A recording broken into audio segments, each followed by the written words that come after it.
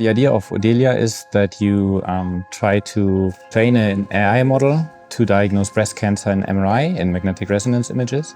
The problem that we face is that these data are rare at single entities, at single hospitals, so you need to gather a lot of data. And to gather these data, you can't just gather it centrally, you can't just go to the hospital and pick it up and collect it at a central location due to data privacy issues, but you need to leave the data at the hospital. And ODELIA is about how you can train an AI model with the data left at the respective hospitals. It's about federated learning and a variant thereof, which is called swarm learning. Swarm learning is very much similar to federated learning in that it sends the algorithm around to each data site. The algorithm learns at that data site, it's sent to the next site, learns there with another data set, etc., and goes around. And the weights are collected not centrally, like in federated learning, but are collected at separate nodes, so in a non-central kind of democratized way.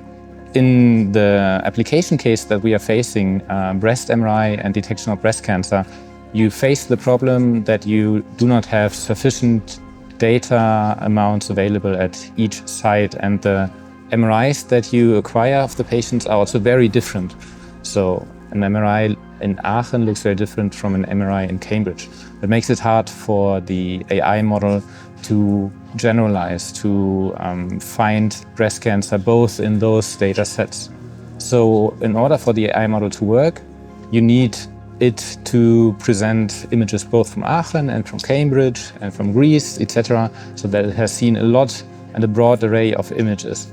And that's why it is very important in this specific application case, but ultimately in all application cases, that you have the ability to use a lot of data without centrally collecting the data, which is basically impossible in the healthcare setting. And we are not only planning on solving like a model which is good at detecting breast cancer in MR imaging, that is the first application case, but once we have shown that this works, our hope is that we can also apply it to different other problems, a whole area of other problems, be it liver imaging or be it maybe also just conventional X-ray imaging of the lung. Because the more data you can present to the model, usually the better it gets.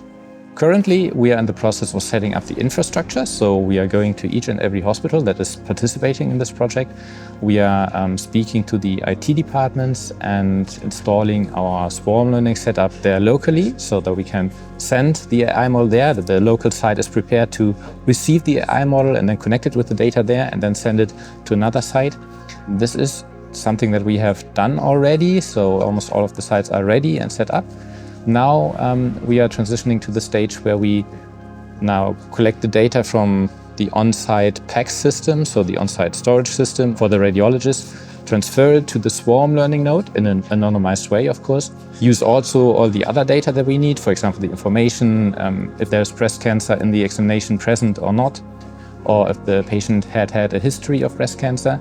And then we will join or make this data available to the swarm learning network, to the node, so that then it is ultimately prepared to do the first rounds of training. So now, since we have set up the infrastructure, we are in the process of preparing the data, and we have already made our first tests with some like preliminary data in which we use this infrastructure to train the first version of the model, which is already working quite good, but ultimately not as good as we expected in the end to be. Ultimately, the idea is that we can have access to a large amount of data which is still left on site and train a wide array of AI models.